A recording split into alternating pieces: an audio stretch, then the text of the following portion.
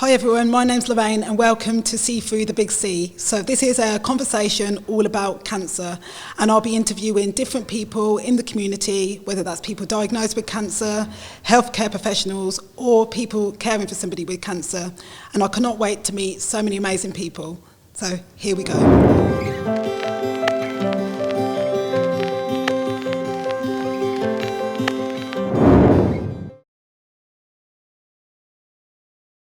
Hi Tracey, welcome to See Through the Big C. I'm really excited to have you here, and obviously I've known you, but we've never had a chance to have a real chat about your cancer journey and what you went through. And I know it was a positive experience, but I think your story will be able to help support or motivate or inspire others. So thank you for being here. No, I'm absolutely delighted. So do you want me to just sort of start where it happened? Yeah, start from the beginning. So I got cancer in March 2018, but prior to having cancer, as a family, my family name is Lewis, which makes me laugh. Good name. My mum died of cancer in 2011. Is that what type of cancer? Kidney cancer, and she was a nightmare. She ignored any signs, she wouldn't go to the doctor. So she was diagnosed in the May and she died in the September. But she didn't want to leave her bungalow. So as a family, we all cared for her at home. And so I was really, really aware of, you know, the process, the terminology. She was told she had terminal cancer.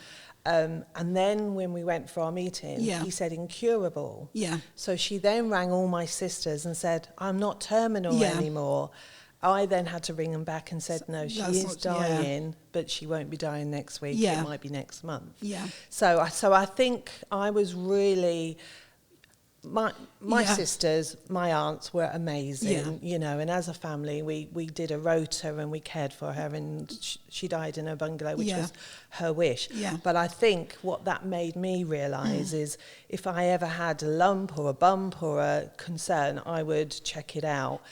I also had a sister-in-law that died of breast cancer, 2016. So I'd been going to the doctors from about 2016 because I was concerned that I had a lump, and I went for checks and there was nothing there. What was making you, is it because of what happened with your family was making you check? I was convinced I had a lump. I could feel it, and then I had gynae issues, so I was referred to 3 shires, and at that point they were looking at getting a hysterectomy. So I was thinking, well, maybe it's connected to that because I'm going through the change, and then about February 2018, I noticed my breast had changed, my nipple had changed, and I could, when I was lying down, I could feel something. So you thought there was something wrong. And I thought, no, this is not good. So I did go to the GP. She was brilliant, and immediately she said, no, let's focus on your breast, not the gynae. And from there on, I went for a scan, and yes, there was a tumour which was 5.2 centimetres, so it was quite big. I was going to say. And that was scary because they weren't sure if it had gone to my lungs. I was working for the council, I was in social care, and people said, oh God, you must feel awful, go off sick. Why am I going off sick? Because you didn't feel... I'm not ill, I don't bad. know what's happening. So I had to wait a week to find out. So yes, I definitely had breast cancer. They weren't sure if I also had lung cancer. And I carried on working. I had a wonderful manager that said, look, you do what you feel. And I said, well, I'm going to go to one of our day centres in Toaster. I'm going to be with a colleague who was there when my mum was dying. So if I'm going to get bad news, I'll be with her. They rang me and said, it hasn't spread. You've got breast cancer. This is treatable. We've got a plan, and moving forward, this is what's going to happen. So, It was crazy, and I suppose in my head I was always, I'm going to be fine. I'm going to fight this. It sounds you sound very positive. You had a positive mindset. What was difficult though, and I'm sure other people have said, is you get bombarded with information. So when you go to see the specialists, they're very sort of, language is quite difficult. Fortunately for me, I have a very good husband who is very detailed, always has a notebook. But I've also got a sister-in-law and brother-in-law that do research into cancer treatment. Oh, wow, okay. So they were brilliant because I was able to ask them. They were saying, you need to ask about this, you need to do that. And when we saw the oncologist, who was brilliant, obviously I'm not really asking questions, I'm overwhelmed. Charles was there with his checkbook, with his list, and he wasn't leaving until somebody said to me one time that I could have had a mastectomy, but she said, but if the cancer comes back, you might not be able to feel it. And that stayed with me. I've never heard that before, actually, No, but I was like, oh, that's a really good point. So obviously the options were have chemotherapy, then if you can get your tumour down, we can offer you a lumpectomy. So in my head, I was like, okay, I can do that. So I had 8 rounds of chemotherapy. And that was at the Northampton Hospital? Northampton General. So how it works is you go in and have your bloods done on the Saturday, and then I was going in on the Tuesday. And that was every 3 weeks. So again, you know, when people say, oh, they've had breast cancer, some people are lucky and they may have breast cancer and it's treatable and they're back to their lives within a month or 2. Most people, it's a year out. And I really wanted to say that because, you know, it changes your life and your family's life. It does, because when you had chemo, was it, because I know it's various lengths of chemo, how would you be there all day? What was the setup like? Sitting, Well, initially they said about the cold cap, and I used to have really, really, really big hair, and I went for 2 sessions, and they then said it's not going to work because you've got too much hair. Do you want to explain about the cold cap? So the cold cap is like a procedure where they try and they sort of freeze your hair to try and save it. Somebody had invented it, but you wear this sort of big mask, sort of this headgear, and you're in it for a couple of hours. It feels like brain freeze. And you're cold, really cold, and you get really severe headaches. But for some people, it has been successful. For me, it wasn't successful. Was it because of how painful it was, or it just didn't work? They did say I had too much hair. So, and so by the time I started my chemotherapy, round 2, I could feel that the hair gets matted, and you know, it's not your hair anymore. And you don't just lose hair off your head, you lose hair everywhere in your body. And for you, how was you feeling about that? Oh God, losing my hair was horrendous. But I think when we found out, it was our celebration year. My son was going to be 18 in the March, my daughter 21 in September, and I was going to be 50 in the October. So all the big birthdays. So we all had big birthdays, and we all had to put them on hold. So when it got round to the second round of chemo, that was around Mikey's birthday. And I said to Charles and Hannah and Tom, you're going to go and have... still have your birthday. So he went off to Bruges, and they had they celebrated, because I didn't want his memory of his 18th. And my sisters are fabulous. So they said, fine, we'll come to you that weekend.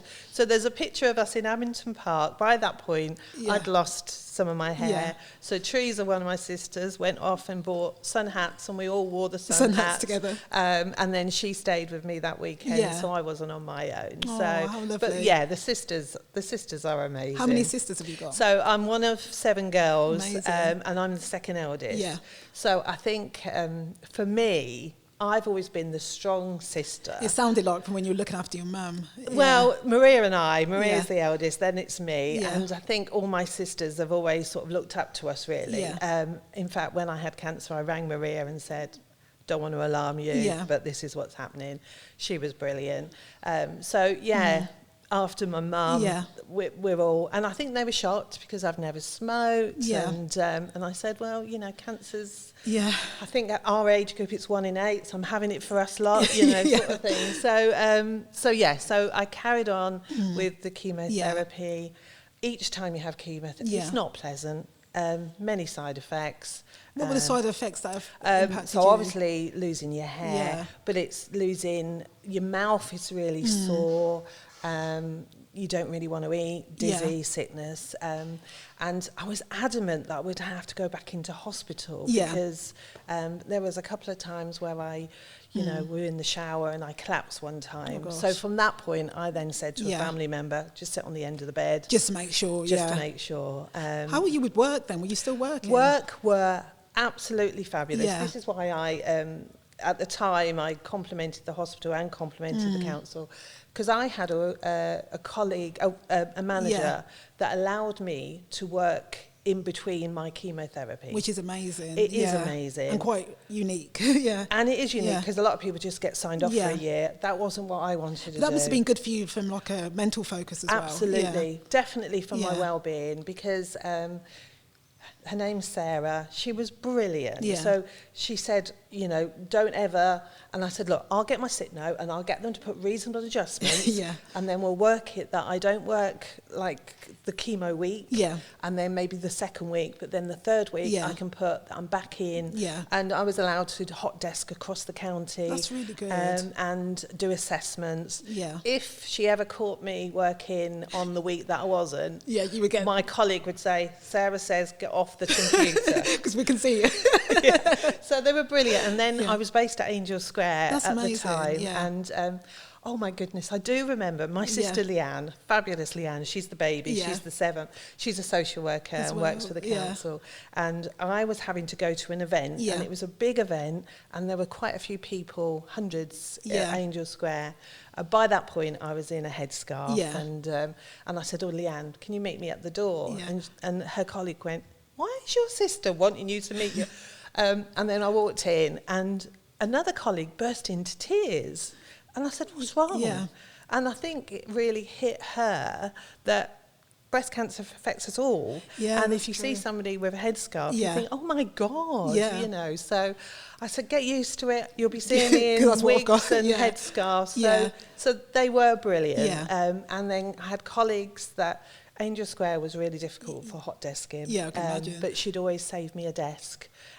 So, they sound really special. They were. I was incredibly lucky. You know, one of my dearest friends who was a boss, when my mum died, she and another colleague took the time off so that they could do the wake. So, you know, when you work for the council, I've 27 years, and then before that, the health authority, you know, I'd got lots of really good contacts. And I think the support network around you sounds amazing. Absolutely, So I was really lucky, and I think people forget also that when you have time off, you then don't get sick pay after a certain amount of time. And were you in that position as well? No, because I was working sort of... Because you could continue to, you were able to adjust it. That's true. So like, the sick pay didn't kick in until quite a few months after. So that helped. But I think you're right, from the well-being point of view, that I still mattered, and I was still visible. And they still, and it, like, they valued you as a person and not just for your illness. And then I had a lovely colleague said, how can I help? And I said, send me a funny thing once a week. And I captured that and put it in my show book. you your amazing scrapbook. So for me, it was important. I have a scrapbook, so I just captured everything that happened in the year. From the treatment, from the wig fitting, from who supported me and medication. Because it also gave me something to do. To do as a focus as well. And also to remember, you know. Because it must be hard to take it all in, what's going on. Do you know, I remember, so every time I went for my chemo, either my husband, my daughter, my sister would come. And I'd say to them, go and walk into town, it's a long time. And I'd get one of the support packs, and it was so exciting, because there was a nail care one day, and I'd be doing my nails, or there was a puzzle book which I could just focus on doing that. Something else. But I kept forgetting that I had cancer. So when I walked in and saw loads of people with no hair initially, I was like, oh my God, this where my But then obviously by the time I got to round maybe 7 or 8, I was looking quite similar to many other people. Was there much conversations between people? Everybody was. People were talking, sharing. Some people had different diagnoses. So you know, I met somebody that her son worked at the council, and I just thought, oh dear, this is awkward. And but no, people were talking, and which is really good. I mean, try and keep like each other going. Well, really. you can be there 4 hours, so you know, if you could be sat but no, we chatted along and it was great. So I did my 8 rounds, but again, Northampton General were brilliant. And the fact that they have a wig fitting service. Yeah, I was going to ask you about that, because there was a fantastic lady that worked there, Debbie. She was incredible. She was just really, really brilliant. And I remember I asked Maria, the elder sister, to come along. And Maria walked in and said, "This is like Girls' World." It really is, because you go from a hospital setting and it's just like a salon. And Debbie was so brilliant, and we were trying on all the wigs, and then I'd be posting to all the sisters to say, "What do you think?" They were very honest, and then we agreed on the wig there. But to have that in the hospital was amazing. Yeah, so. And something to not have to worry about looking for yourself, because there's so many options and choices. Oh my goodness! And what was ironic, I tried on a wig that was similar to my own hair, and they said it didn't suit me. You know what you mean? So I was like, fine, okay, I'll wear that one. So I had the 8 rounds of chemo. That was really tough. Yeah. And I think people sort of, I remember the doctor saying it's potent, so it's poison in your body. Yeah, of course. But in between all of the chemotherapy, I was having to go for gynae. And that was still happening That was still happening, and I was like, I never know which end I'm going to be at. But I remember going to 3 Shires to see, I think he was a German doctor who had said that I should have had a mastectomy, and I said, well, it's a good job. He said, in Germany you would have had a mastectomy, and I said, well, it's a good job we're not in Germany then. But when I went round and I had polyps and fibroids, and then when I went to see him, he said, they've all gone. Oh, wow. And I said, well, that'll be the chemo then, won't it? Oh, gosh, yeah. And he said, so, won't be seeing you again. You're like, great. Which is good. So that was great. So that was some positive news, And then I sort of carried on with the chemo. But I think the scariest bit is when you have to keep going to check that the tumour is... Because I was told, because it was 5.2 centimetres, for me to have a lumpectomy, it would have to be less than 3.5. So still quite a bit of shrinkage. And so each time, I hoped that it had gone down. So would you find out each time you had chemo whether it had shrunk? So I'd go for another scan. And then they would check. And they would look at it, and then they'd say, yes, it's gone down, or it's not gone down. I do remember one time one of the doctors had said, it hasn't gone down, and we'll be booking you in for your mastectomy. And I said, no, that's not the plan. And I rang the nurse, who was amazing. And she said, Tracey, don't worry.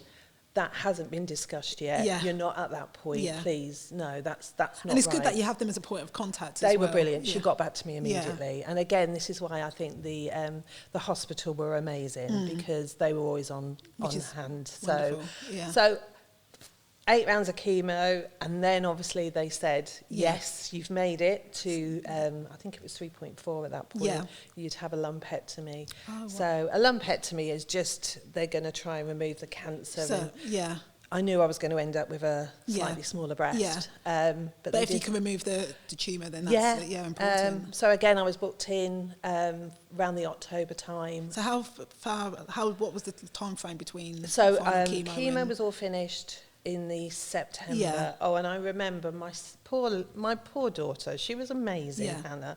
She was at university at the time, and then I think she was in her 3rd year, and she wanted to come home and she wanted to be supportive. And every time I had my chemo on a Tuesday, I knew by the Friday it would kick in properly, and I would wipe you out. I'd be in bed. That was just how it seemed to be.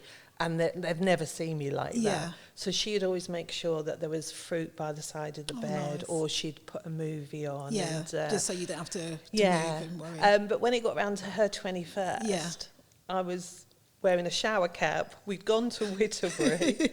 I'd filled in the forms, and they were allowing me to go for a swim. I didn't look particularly glamorous, but she wanted to do that. So that's what we did for her, and she had a party with friends and stuff.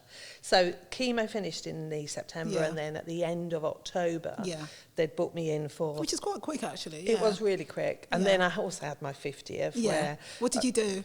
So my sisters insisted that I... go for a curry, so we did that. I wore another wig that night, and we did that, and we got photos. But I've got an amazing friendship group that we've been friends for over 30 years. That's the girls group, and we always have a dinner party at my house. And they said, right, we will do it at your house. But we're going to do it for so you. all the girls, they came and their partners. That must be nice to have that to celebrate and look forward to. They were brilliant, and it was marked. Yeah. I didn't have any hair, Yeah. but it was, I was there to tell the tale. So, that's nice. but when they booked me in for the surgery, Charles was supposed to be going to Canada, and he said, "Oh no, I'll cancel the trip." And I said, "No, you're not. You're not cancelling." So Maria took me in for the surgery, and then Teresa came from Dudley, and she said, "Right, I'm staying with you." And you, when you've had your surgery, you're only in for a day, a couple of hours. Oh, really? Is that quick? Yeah, and then you have a drain. Yeah, and you'd have to take that when you go home, don't you? Yeah. So I'd got a little bag, and I put the drain in the, and I said, "Can we nip to the shops, Teresa?" And she went, "No, go home. You can get bread, but you're not going to any shops. You're going home." So again, it meant that Charles could carry on with the trip. With his trip. The girls were on, so all of the girls were just really on standby for you. Fabulous. Yeah, really. So in terms of the actual procedure, you said it was like a couple of hours. They cut around the left. When I say it, I'm quite open about it. No, good, because some people will probably They use super glue. So they super glued my nipple back onto it. And I was like, this is amazing. But obviously it was smaller. So the plan was that at a later date, I'd have the right breast reduced. And they do that at the hospital for But I've never done it. Because you don't, need I just thought I don't need so Marks and Spencer's have wonderful. They do have a good range, and I just pad up. So my husband was very much if you don't need another operation, don't do that. Yeah. So from the operation, I had to then have radiotherapy for as well. Yeah. So how long did you have the drain? Because sometimes you can have that for a while. It was about 4 days. Yeah. And again, I think because I was healthy and I was doing exactly what they said, and I was sort of doing what the procedures were. Yeah. I had no ill effects. Yeah. And my lovely boss, Sarah, she'd bought me cream in preparation for the radiotherapy. Yes. Because sometimes when you have radiotherapy, the skin, you burn. Yeah. And again, they say make sure you moisturise every night. Did you know you were having radiotherapy when you started at the beginning? They said possibly. Yeah. So it was always going to be chemotherapy, operation, and then radiotherapy. Yeah. But by that point, it was around the Christmas time, and I think I had 15 sessions every, you have to have it every day. Every day you're going to hospital. So you go in on the Saturday and the Sunday. Yeah. So it was very... I didn't realise it was weekends. Yeah, and because it was over the Christmas period, if it had been left, it wouldn't have been as effective. So they were brilliant. Because I've seen the whole technology for the radiotherapy is incredible, and the setup. Yeah. And I don't think sometimes, I didn't realise it was like 15 minutes is like the session, isn't it? Yeah. It's a really short session of radiotherapy. And they're really good. And again, because I was working at Angel Square, I would be at work, nip out, and then nip back. Which takes the worry that a lot of people have with having to try and pack up. I mean, some people say radiotherapy is really hard, but again, I think because I'd gone through chemotherapy, a little bit uncomfortable, but it wasn't. I think in my mentality was... With the chemo, I knew that I needed to do that to get that tumour reduced down. And then I knew that the radiotherapy would sort of finish everything off. Yeah. So I just believed that that's how it was going to be. And that's what I'm just going to do and get through it. Yeah. So, I was... people sort of said you were amazing, that you can keep... But it was important for my well-being, and it was important. And I had really good support networks, so being able to work, having the family that I've got. And so I rang the bell in January 2019. Amazing. So from start to finish, it's 10 months. What, 10 months? So, when you sort of see people who have had breast cancer, it's not a quick fix, and there is, like you say, financial concerns for people, of course. and it upsets the whole It changes your family. whole life. and your family. What was it like? Has your family spoke to you about it? Yeah, I mean, Charles is brilliant. He sounds amazing. He just wanted me to be well, and he's very practical, and there wasn't anything he wouldn't have done. Yeah. So, and then obviously Hannah was doing her English degree, but she's gone on. She's a teacher at a school now, an English teacher, and she's doing brilliantly. I do remember with Mikey, and I felt really sad for him, really, because if he wasn't at college, and in between the sessions, you have to have shopping. You know, you need to live. And I used to say to him, I'm not going to go to the big shops. I'm going to go to a little corner shop, but come with me. I'll take my little card because I was having, you know, I had to carry it around. And I said, if I have an episode, just pass that on to the shop and I might need to go into hospital sort of thing. But I'd say to him, we're only getting 10 items. So it's not. Let's focus on the 10. And he'll say, yes, Mum, let's just do that. He wasn't driving at the time. And but yeah, you know, you have to carry on living. And then my daughter's boyfriend, Tom, his mum, Sue, is a brilliant cook. And she's so practical, so she'd got me sick bands. Oh, yes, but she'd also just made up some lasagnas and some pies. And she said to Tom, put them in Tracey's freezer. And that was so practical. Yeah, because it's something you don't have to worry about then. No, because, you know, 10 months. You know, if anybody bought a pie, or a friend of mine, Kate, turned up, she said, I'm not intruding, I've just made you some lemon muffins. And I went, Kate, come on in. Yeah, please, welcome. So, you know, people were really, really kind. You know what's really like, what I like hearing about yours, which you don't really hear often, because I hear, like, we've done quite a few of these episodes, and people feel like their support network has disappeared because someone doesn't know what to say. Whereas with the people that you have around you, it's like they know who you are as a person, so they're bringing things you like your cakes, or you're, you know, sticking on your favourite film ready for you. Well, I think what they said is that's the sort of thing I would have done for them.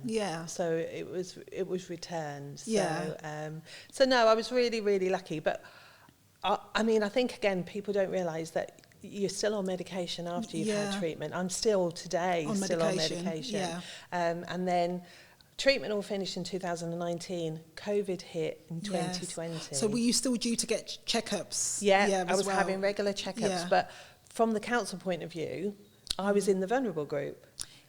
But I was like, no, I'm going to just do what everybody else is going to do. There's too many people on vulnerable groups. I want to get back to work. So you did. I did. I was out there with the care homes, and we had a call on a Friday afternoon that a care home, every person in the care home had got COVID, and there was one member of staff. Oh, wow. Okay. And I was working in the quality team at the time, and we were asked to go over at the weekend and sort of understand what was the situation, what carers were needed and what have you. And I remember going with, Keely was going in the morning, I was going to do the afternoon. When I got there, she said, it's so horrendous, I'm staying with you. And did you go, you went in? Wasn't you scared though? No. Well, I think everybody was scared because it was when you... I'm more talking about from your vulnerability for... I think I'd been so careful all the time, and, you know, I mean, you're right, because at that point, I think it was 2021, I think we hadn't quite got the jabs. It was Christmas, just after Christmas. But it's really difficult because you're like, okay, that we Let's had weigh lots. It up, It is, but you know, when you see vulnerable people not with anybody, you know, so we all went in, and it was ironic that on the Monday the jabs came available and we were one of the first to get the jabs. But no, at no point did I think... No, you just wanted to do the right thing. I mean, I just did all the right things. You know, I made sure I had all the PPE that I needed. I did everything that, you know, I could have easily have said, no, I'm vulnerable, I'm working from home. But I'd had a year before of... You're like, I'm still continuing I'm carrying on. So, and I do actually feel really proud of... you should, But I mean, in the council at that time, there was this sort of community hub, and you know, so many people needed our support, and being on the end of a phone and sort of reassuring people, and then physically going out and helping. It's important work. Really important work. So yes, that's how it was. But then in 2022, my job was being downgraded, and my husband said, no. Yeah. You know, they've either got to make you redundant or, you Yeah. know, find you an equal job. Yeah. So I was made redundant March 2022. Yeah. And he said, right, you know, you can come and work for me. So he set up his own company. Okay. It's a tech Yeah. security company. Yeah. It's cyber. So I work with him now. Oh, amazing. But the bit that, so when I left the council, Yeah. Canto Learning is an independent college. Yeah. They said, Tracey, if you're not working, would You you be can- interested? Yeah. And I said, I'd be delighted to. And then Friends of Abington Park. Which is an amazing project. It's as a well. fabulous, they asked if I would be involved in the Friends. But Yeah. prior to that, the council were doing a COVID bed Yeah. to try and remember all the people that we lost. We lost lots of people with learning disabilities Yeah. and we lost lots of staff. So they were going to have a flower bed outside Yeah. Angel Square. And I said, that's a rubbish idea because the community are not going to come to Yeah. Angel Square. Why don't we see if Abington Park will let us put a little Nice, heart yeah. bed? And that's what happened. So March 2022, just before I left, Yeah. we did a flower bed. Where the registered managers wanted Yeah. white tulips. So Yeah. I said, nobody understands planting. They don't just come up in March. It will be after Yeah. that we can plant them. So when I left the council, I said that I would be part of making Yeah. sure that every year we put the... And you do. and I still do. So That's last year lovely. was 5 years Yeah. since COVID, and that's what I'm up to doing now. I do. Well, I'll have another look on those. Yeah, this well, time, it's not looking good at the moment, but it I'll will wait be till in spring. So we've got, but we also have this other peace garden, Yeah. because I think what's really important for me is I'm now doing lots of things for my well-being. Did you do that before then? Would you Maybe say? not. Maybe as I much, always yeah. put stuff off, and I Yeah. would always help people. And I was in the office. Yeah. The job that I loved was the direct people. Yeah, you could tell, yeah. And I loved working with the young people who learn Yeah. disabilities and autism. So I've got the best of both worlds. Yeah, now. it sounds fantastic. I do a peace garden Yeah. in the park, and initially it was the Rotary, and it was just one big stinging nettle bed. Yeah. With the help of Canto, we've now sectioned it into 6. I love that. And we've got different groups now involved. That sounds amazing. Last year we got Outstanding with the In Your Neighbourhood, and we'll be continuing that this year. That's I'd great. quite like to get maybe a wellbeing group. That sounds or, fantastic. You Yeah. know, just To get people involved. just, yeah. you know, I have people, I'm there on a Thursday morning and people just come to have a chat with me. Yeah. And I'm absolutely fine with that. There's a lot of carers that Yeah. are walking their dog. Yeah. They've got a partner that's maybe poorly and they just stop for 5 minutes. But Canto are involved, and we're getting lots of other groups Getting now involved involved. as We had well. Workbridge. They've been brilliant. They've given me loads of bulbs Yeah. to put in for this year. Sounds The fantastic. Rotary, the Friends. So no, yes, I've had cancer, Yeah. but maybe what I've done is looked differently at you know, life, yeah. I've had people that have passed away, Yeah. and I'm now living it to how I want to live it, and I'm in a lucky position. Yeah. You know, my husband now and again says, right, you've got to do some work today. And I do try and help him with his company, Yeah. our company. Yeah, if I can be in the park or if I Yeah. can be doing stuff. And just helping people by the yeah. sounds of it. Yeah. But what you find, and it is Yeah. fabulous, that when you're helping people, the same people are helping people. Yeah. And It kind of what pays it forward. That it does. Yeah, doesn't it? Yeah. But no, you know, yes, I had cancer. Yeah. I'm still on medication now, and there is some sort of side effects because from radiotherapy, I've now got thyroxine Yeah. because, I was on tamoxifen initially, and then they've changed that. So you've got to be mindful that, Yeah. you know, when you're taking these medication, Yeah. it can affect other parts. Yeah. So I'm having to take tablets for bones now and stuff. But as I always say, but I'm here to tell the Yeah, tale. you're here. So- And you've captured it. You've got your Captured it in my memories book. as well. I always said that after my treatment, because the hospital were amazing, Yeah. that I would thank them personally. And then I got a Yeah. lovely letter from the chief exec Yeah, at the time. Deborah, yeah. And then equally from the council. So, you know, it was I bet that was horrendous. quite nice for them because they probably don't get those kind They of don't. nice pieces of And which they work- should. They yeah. worked, each And they department work really worked hard. really hard. Yeah. And, you know, the dignity side, they were so good. And that's what I like about you. For you, they they treated you as a person. It's you know, when you've worked in care and you always want to treat people that way, and then I was treated that way. So, but I think there is this thing: what you give, you get back. You get back, and it sounds like that's definitely what happened. I had it in abundance. So I am positive, and I'm always happy to support other groups as well. Yeah. So thank you for sharing your beautiful story. Is there anything that you would want to say to somebody else that's in the position where they're just being diagnosed with cancer? I think stick with your gut. So like I said, 3 times I was convinced I had a lump.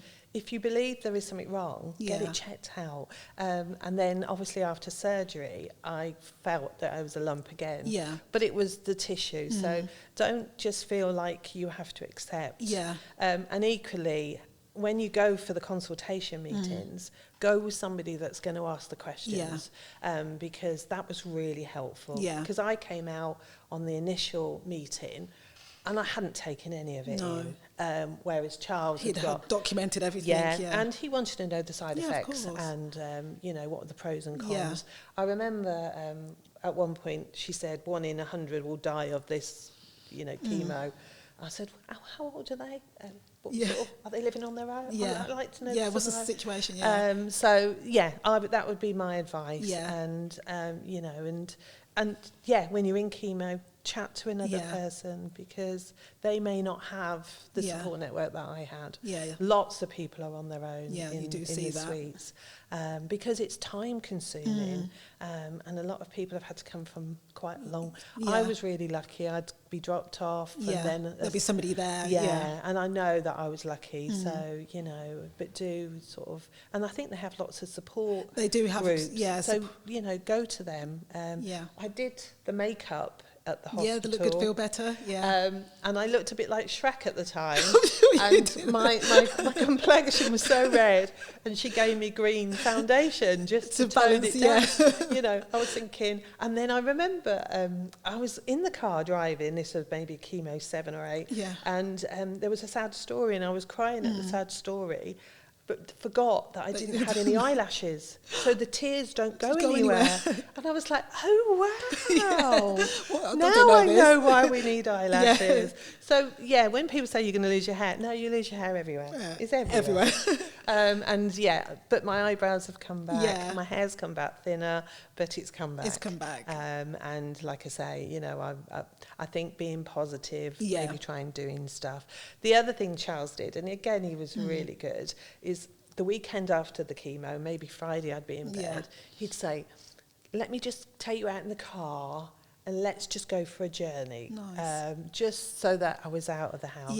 And initially I was like, oh God, I don't want to, but that really, or he'd say, let's go for a coffee. I couldn't face going for a meal. No. But, and he'd sort of say, maybe let's do a couple of steps. And that made so much difference. But no, having the support network. Your support network sounds incredible. And I think if anybody could listen and take from that, it's just to continue to do what you love to do anyway. Treat and you if no you different. can try and work, sometimes people will say no, it's not, but because we've proved it with COVID, you can work from home. You can make that adaptation. There's always a role or something you could be doing. Exactly. A couple of days a week, because it does impact people's finance. It does. But it keeps you in the loop. And I think I recovered really quickly because I was I was motivated but I can't say any more about the support that I had. No, thank you, Tracey. Thanks for sharing your story. I love listening to you and learning about what you've been through. But thank you. I'm sure it will help a lot of people. Brilliant. Thank you. Was that all right? Yeah, that was perfect. I love that. Thank you for listening to the See Through the Big C podcast. I hope you took a lot of value from the stories that is shared, and that it hopes to either educate, motivate or inspire you to take action. So thank you for listening.